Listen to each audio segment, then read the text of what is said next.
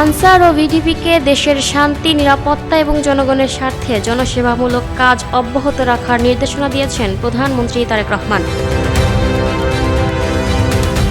বুধবার ৪ মার্চ সচিবালয়ের মন্ত্রিপরিষদ বিভাগে প্রধানমন্ত্রীর কার্যালয়ে প্রধানমন্ত্রীর সঙ্গে আনসার ও ভিডিপির মহাপরিচালক মেজর জেনারেল আব্দুল মোতালেব সাজ্জাদ মাহমুদ সৌজন্য সাক্ষাৎ করতে গেলে এ নির্দেশনা দেন তিনি।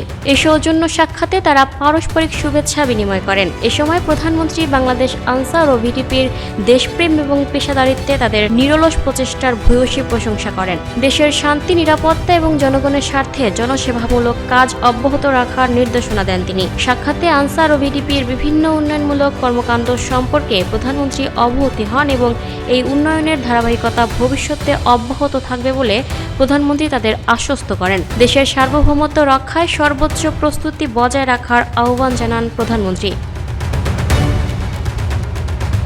Lucky Akter, people voice television, Dhaka.